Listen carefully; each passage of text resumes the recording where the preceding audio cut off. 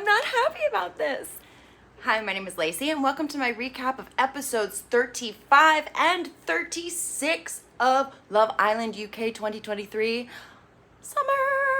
If you like my content, please like, subscribe, and hit the notification bell because I also do recaps of Temptation Island, The Big D, and Love Always, and Too Hot to Handle's coming, and also there's so much going on. So make sure to like and subscribe. I'm trying to reach 100 subscribers by the end of the year, so thank you in advance for your support.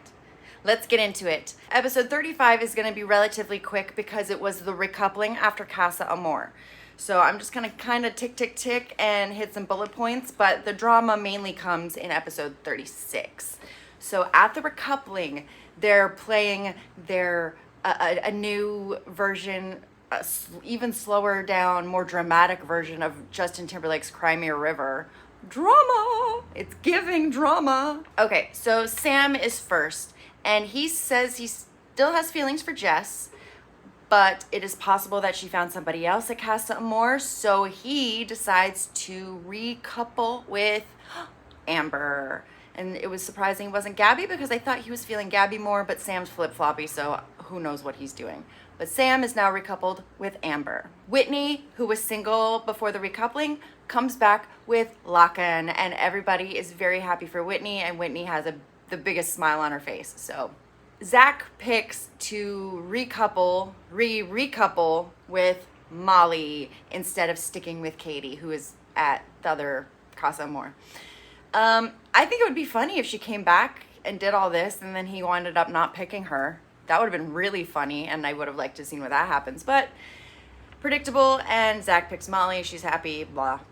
Coupled up with Zach before Casa Amor, Katie comes back single. She said that she talked to everybody at Casa, but really the only person who she had any connection with was Zach at this point. So she's by herself, and she says, "Oh, she's back," when she sees Molly, and she goes, and then Molly's like, and it's like this little nose scrunch that's like, it's cute, but I'm not happy about this. That's what that nose scrunch says to me. It is Montel's turn, and Montel stands up and he says he had some flirtation with Tink and he was confused, but he decides to stick with Leah. And Leah comes back, also single, because she missed Montel for the majority of the time. So Montel and Leah are still together. Once they sit down, Maya asks the girls from Casa, like, hey, anybody want to say anything? And Tink speaks up and says that she and Montel shared a kiss and that there was un-PG things happening under the covers at night that we weren't privy to. And Montel is just kind of like, psh, psh, psh. She doesn't know what she's talking about. She's just upset I didn't pick her. Psh, psh. Baloney. Baloney. My baloney has a first name. It's Montl. So that is something that Leah and Montel are going to have to chat about later. It is Scott's turn, and Scott decides to stick with Catherine. He says he kind of gave the other girls a shot, but Catherine was still his number one, so he decides to stick. But Catherine comes back with Elam. Dun, dun, dun. And Scott is kind of like, oh, that sucks. That hurts. And he's kind of upset, and he says, oh, I guess the comments around the fire pit should have been directed at somebody else, because Catherine kind of hints that she didn't think that Scott was legit in his feelings for her. I don't know where everybody got this impression that Scott was playing a game, but whatever. So he says, it is what it is. The game's the game, and okay. But you could tell that Scott's hurt, and Catherine's just like, well, nah. Mitch picks Abby, and everybody is happy for them. Woo! Jess comes back, and she was single before the recoupling. She was hoping that she would rekindle things with Sam when she gets back. And Jess comes back single, and she sees Sam with Amber, and she's like, oh, well, I'm happy for you. You know, she handles it very graciously, considering she's standing up there alone with Sammy sitting there with yet another girl. So Jess says, you know, I'm happy for you, and, you know, cool, happy to be back. It is Ty's turn, and he stands up, and he decides to stick with Ella. He says that he's grown. He wants to show her his feelings for her, etc., etc. Ella comes back This was the one that we were on the fence about. She was on the fence because there was Uzi at Casa Amor, and then Ty back at home.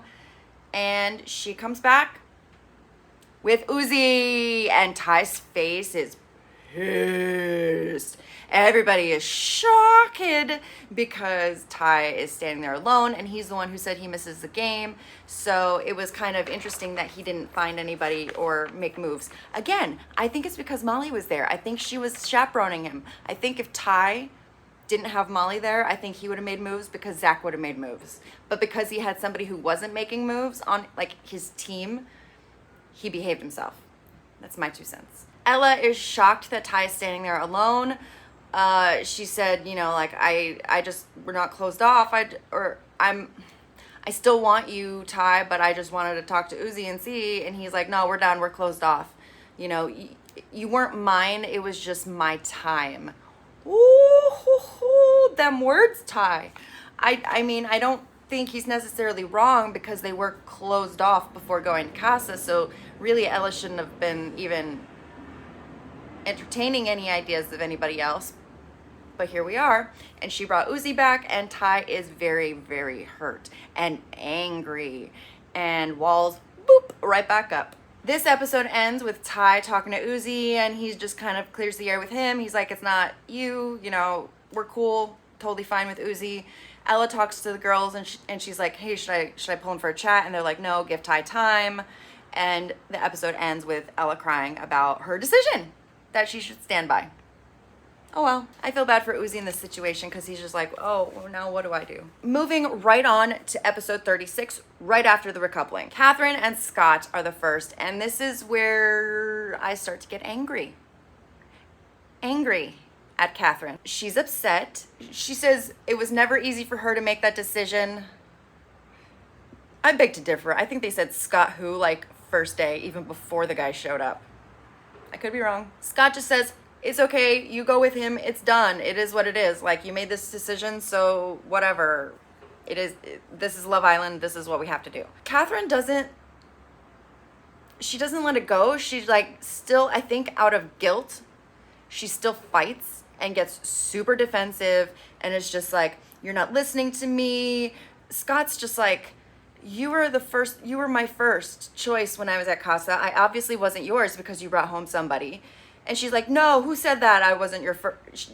He wasn't her first. And it's like, Catherine's trying to hold on to Scott being her number one for some weird reason. And I don't know why. Because maybe she felt guilty that he wasn't her number one right away when she left.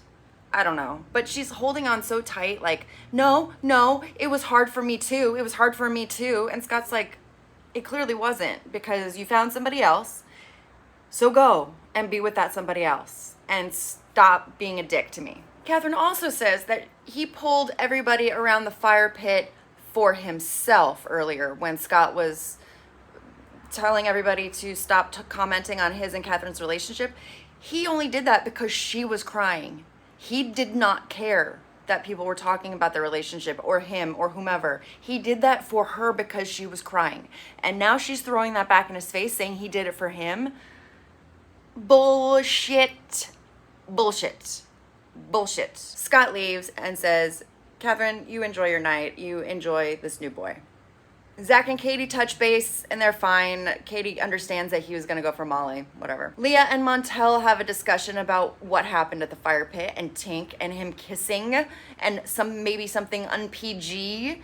He blames it on the boys. The boys made me do it. The boys told me to do blah. And Leah's like, but the boys didn't hold your heads together. So you kind of, you should take responsibility and accountability for your actions, sir. And don't blame the boys.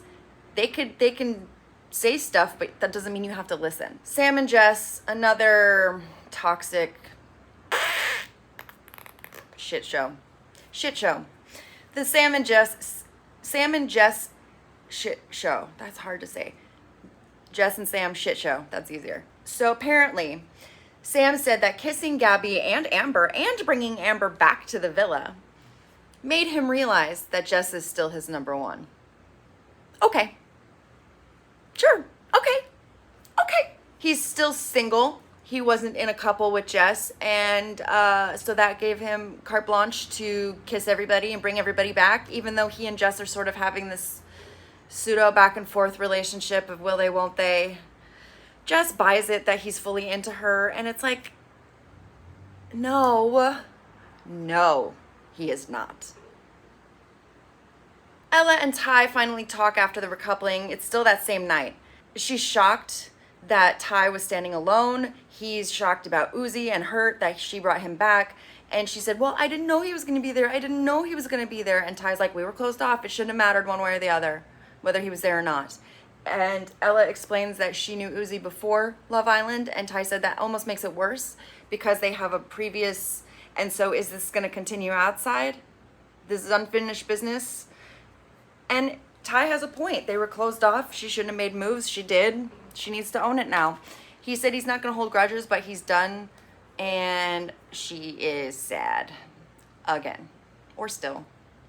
Everybody goes to bed, and the next morning, Ty needs time because he's still hurt, but he still has feelings for Ella more so than he's ever had about anybody before. The girls are chatting, and they say how much they like Ella and Catherine together, and they diss Scott for no reason. I think they're just trying to make Catherine feel better because she feels guilty as fuck, as she should. Sam says that he's happy that Jess is single and that he wants to talk to her still, but he's still gonna chat with Amber. So it's like, what is your game? No, we know your game, Sam. Sam's game is to crack on with everybody that he actually likes while keeping Jess in his back pocket for when he needs to recouple and not get kicked out. That's what's happening. Ty and Uzi speak, and Uzi's like, yeah, her heart's still with you. It was kind of over before I even got over here. Like, it's just, I feel bad for Uzi. But, whatever. There is a singles dinner, so Jess, Ty, Katie, and Scott get to go out of the villa and have a nice little date and have some champagne and drink their sorrows away. It's mostly just everybody kind of feeling butthurt about everything that happened, and Jess feeling optimistic about Sam even though he's kissing other people. And then Scott's hurt, Ty's hurt, but Ty decides to hit on Katie because there's nobody else, and he apparently wants to make Ella mad. Back at the house, Leah and Montel are still speaking about the boys, and he's apologizing, and he's saying that he's not going to listen to them anymore, and she says if it happens one more time, she's out. Amber and Sam are quiet and awkward together. He's just kind of like, I don't know what to do. The next day, Ella's talking to Jess, and she's saying how she wants to cut things off with Uzi. Jess tells her, no, don't do that yet. You know, get to know him, explore. You brought him over for a reason, so why not? Katie and Ty are flirting, but Katie says she doesn't want to be in the triangle. She's like, but Ty's laying it on thick. He's trying to piss off Ella. Scott and Catherine kind of have a chat. I don't know. It's just kind of more of the same. Like, oh, what happened? Oh, she kissed Ellum. She's into Ellum, and Scott's like, oh, okay, well. Okay, I don't want to get in this messy business, so I'm out. Kat immediately goes from Scott over to Ellum, and she says that they kind of ended things, and they full on make out. Ella tells Uzi she's giving him a chance, but no. We all know that's not true. Locken and Whitney have a kiss, and they're doing well. The episode ends with Ty and Ella talking about how Ella doesn't want Ty going tit for tat, and like, oh, now you're just gonna lash out at me because I did something. And so Ella's just mad that Ty's gonna make moves on other people, and she's gonna have to see it, even though she's the one who brought Uzi back from CASA Amor when they were closed off. So I think this is a bit of hypocritical behavior, and I don't approve. Ty says that if you want another chance with me, you have to dead it with Uzi, and then we'll try and move on, but he still needs time. Ella takes it upon herself to sleep outside on the day beds that night instead of sleeping in the same bed as Uzi, to make a point to Ty that she's trying to make it up to him and make it right.